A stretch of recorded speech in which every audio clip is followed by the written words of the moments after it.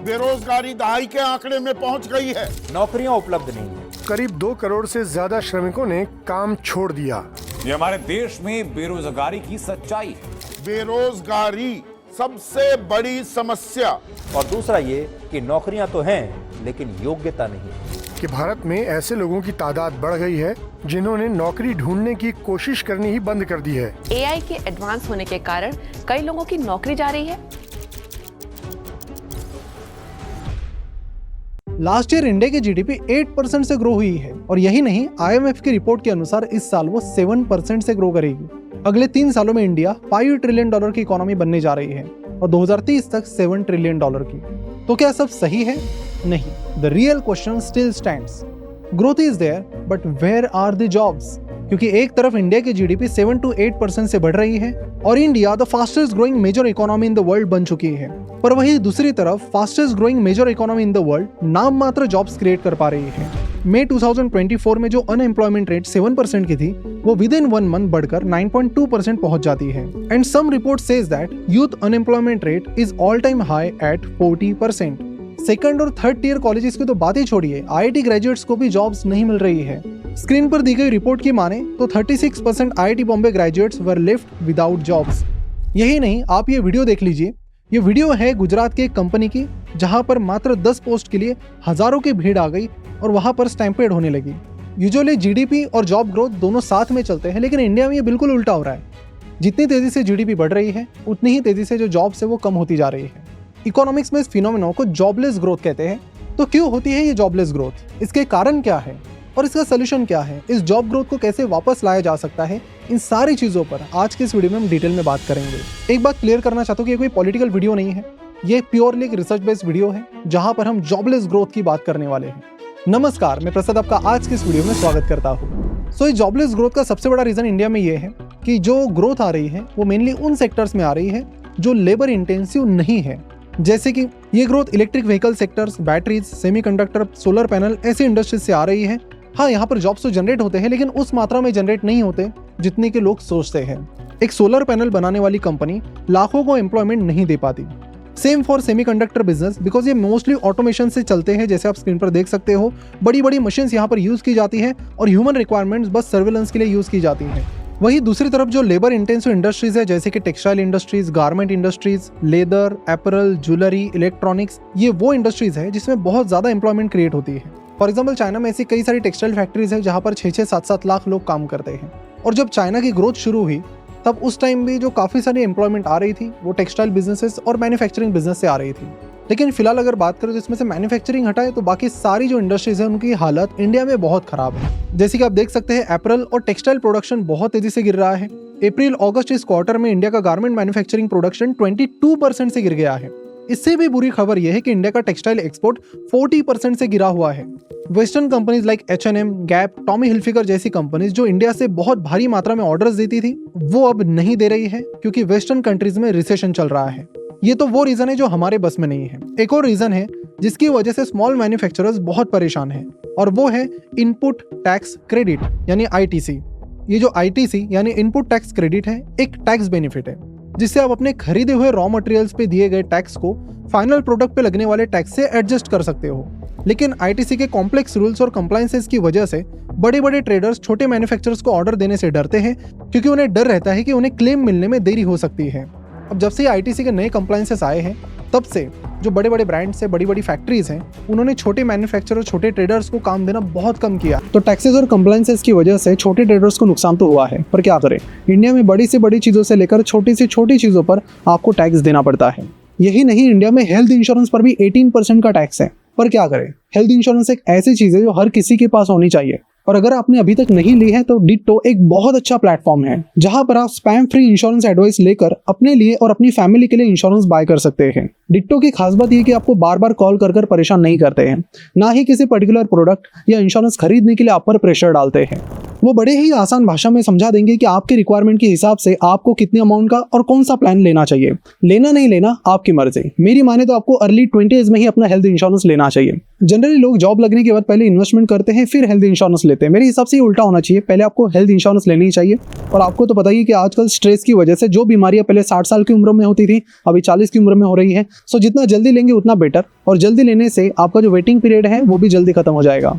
तो अगर आपने अभी तक हेल्थ इंश्योरेंस नहीं लिया है तो वेट मत करो, अभी डिस्क्रिप्शन और कमेंट बॉक्स में दी गई लिंक पर क्लिक करके डिटो पर कॉल बुक करो और अपनी फैमिली का फ्यूचर सिक्योर करो। So now let's get back to the video.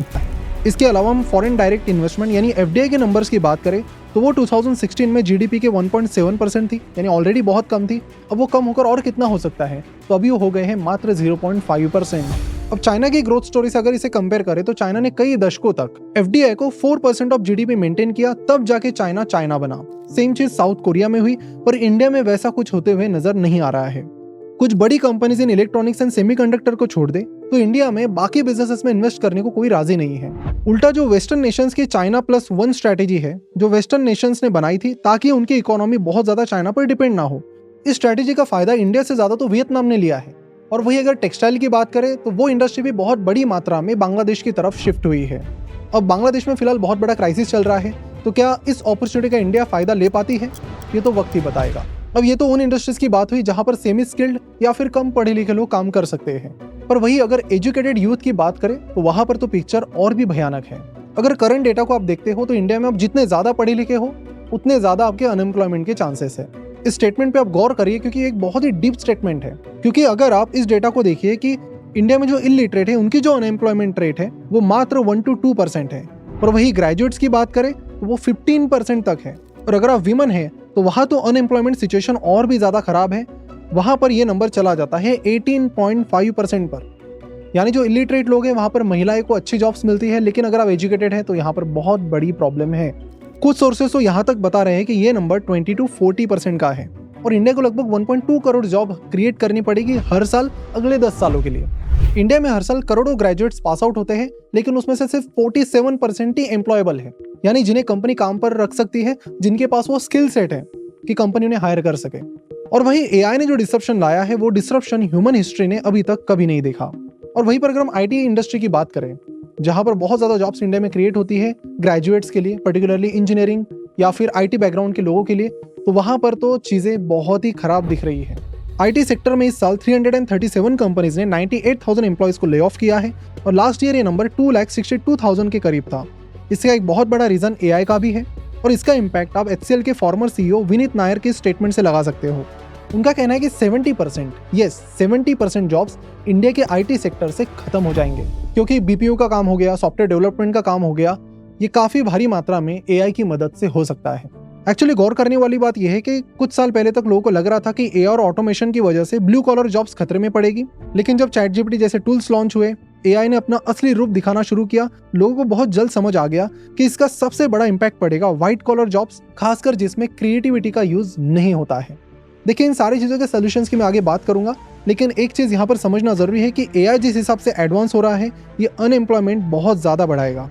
तो ये वो सारी चीज़ें जहाँ पर गवर्नमेंट को फोकस करना पड़ेगा कि कैसे आप ज़्यादा से ज़्यादा सेमी स्किल्ड और स्किल्ड जॉब्स क्रिएट कर सकते हो। तो क्लियर इंडिकेशन है कि गवर्नमेंट को बहुत जल्दी बड़े बड़े रिफॉर्म्स लाने पड़ेंगे ताकि इस प्रॉब्लम को टाइम रहते ही सॉल्व किया जाए, नहीं तो ये प्रॉब्लम रुकने वाला तो नहीं दिख रहा है। जो यंग जनरेशन इंडिया की स्ट्रेंथ है वही इंडिया की वीकनेस बनने में फिर टाइम नहीं लगेगा। ये जो वीडियो बनाने का मकसद है या आपको या किसी को निराश करना नहीं है, ये पूरा रिसर्च बेस्ड वीडियो है। मैं कोई बात मन से नहीं बोल रहा हूँ, जो नंबर्स है वो नंबर्स है और आपके सामने रखने की कोशिश कर रहा हूँ ताकि आप भी टाइम रहते क्रिएटिविटी पर फोकस करें, क्योंकि जहाँ पर क्रिएटिविटी नहीं है वो जॉब्स बहुत ज़्यादा खतरे में है। तो बेटर है कि जो भी हो रहा है या होने वाला है उससे हम कुछ सीखें और अपने आप में सुधार करें। इस चीज़ पर सबसे बड़ा सोल्यूशन मेरे हिसाब से ये हो सकता है कि हर कोई एम्प्लॉयमेंट को एज एन इनपुट देखता है कि एम्प्लॉयमेंट बढ़ानी है, but that is actually an output. Input आपको एजुकेशन सिस्टम में रिफॉर्म लाने पड़ेंगे। सिर्फ जॉब क्रिएट करने से, कंपनीज लाने से काम नहीं चलेगा। इंडिया में आज हर कोई हायर करना चाहता है। आप किसी भी बिजनेसमैन से मिलो, उसकी सबसे बड़ी प्रॉब्लम है कि सही टैलेंट नहीं मिल रहा है।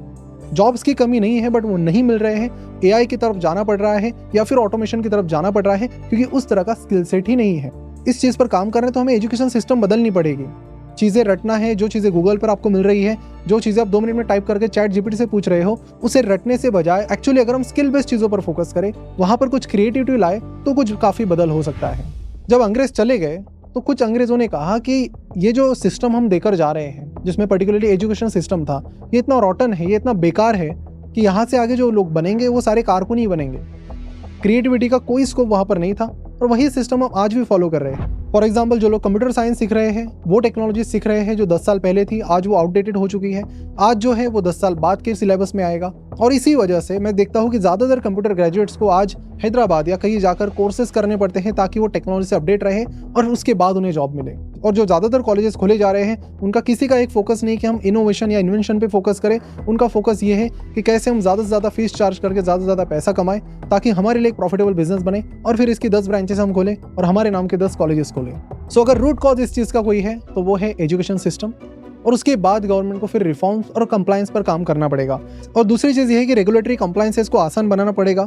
जो गवर्नमेंट के बाबू रूल्स और रेगुलेशन बनाते हैं वो कई बार छोटे व्यापार के लिए समझना बहुत टफ हो जाता है और इसके चलते पूरा बिजनेस चलाना ही उनके लिए भारी हो जाता है just because of the compliances and regulations. एक डेटा के माने तो एक आम व्यापारी, एक छोटा व्यापारी अपना 16% of the time in regulations, in compliances में ही लगा देता है। तो इन कंप्लायंसेस को बहुत आसान करने की यहाँ पर ज़रूरत है। इनफैक्ट कई सारे बिजनेसेस तो ऐसे हैं कि जिन्हें कई बार अलग अलग चीज़ों के लिए गवर्नमेंट अप्रूवल लेने पड़ते हैं और उसमें इतना टाइम चला जाता है और इतनी क्रेजी रिक्वायरमेंट्स होती हैं जिसके चलते जो काम आज शुरू हो सकता है वो शुरू होने में 2 साल लग जाता है। बीच में कई सारे लोग गिव अप कर देते हैं और यही फीडबैक और रिस्पॉन्स आपको इंडिया के कई सारे बिजनेसमैन का आज दिखेगा। तो पॉइंट ये है कि अगर इंडिया में एजुकेशनल और बिजनेस रिलेटेड बड़े रिफॉर्म्स नहीं आते हैं तो ये चीज़ें ऐसी ही चलती रहेगी और आगे चल के डेटा और भी वर्स होगा और 2 साल बाद फिर मुझे इससे भी ज़्यादा भयानक नंबर्स लेकर आपके सामने आना पड़ेगा। हम नहीं चाहते कि उस टॉपिक पर हमें वीडियो बनाना पड़े और बनाना भी पड़े तो अच्छे नंबर्स के साथ, एक पॉजिटिविटी के साथ बनाना पड़े। इनफैक्ट नया रिफॉर्म आता है तो उसे समझाने के लिए बनाना पड़े जो बिजनेसमैन के लिए और ग्रेजुएट्स के लिए बहुत हेल्पफुल हो। तो आपके क्या विचार हैं? जॉब्स ज़्यादा क्रिएट करने के लिए आपके क्या सोल्यूशंस हैं? नीचे कमेंट करके ज़रूर बताइए और उस सोल्यूशन को हम कैसे इंप्लीमेंट कर सकते हैं ये भी ज़रूर बताइए। हम उन चीज़ों से ज़रूर कुछ पॉजिटिव पॉइंट्स उठाकर एक वीडियो बनाने की कोशिश करेंगे ताकि इसके और डिटेल सोल्यूशंस हम सबके सामने रहें। तो यहीं पर रुकते हैं। इस जैसे डिटेल्ड वीडियोस बनाने के लिए बहुत ज़्यादा रिसर्च हमारी रिसर्च टीम को करनी पड़ती है, तो आपका एक लाइक हमें बहुत ज़्यादा मोटिवेट करता है और इस तरह के वीडियोस बनाने के लिए। और अगर आपने चैनल को सब्सक्राइब नहीं किया है तो चैनल को सब्सक्राइब करके बेल आइकन पर ज़रूर क्लिक करें। इसी तरह के unbiased, non political research videos हम आपके लिए हर हफ्ते लेकर आते हैं। मिलते हैं अगली वीडियो में। Thank you so much for watching this video. Thank you. जाते जाते डिट्टो को जरूर चेकआउट कीजिए, लिंक नीचे डिस्क्रिप्शन और कमेंट बॉक्स में दी गई है। और जल्दी हेल्थ इंश्योरेंस लेकर अपने और अपने फैमिली का फ्यूचर सिक्योर बनाइए।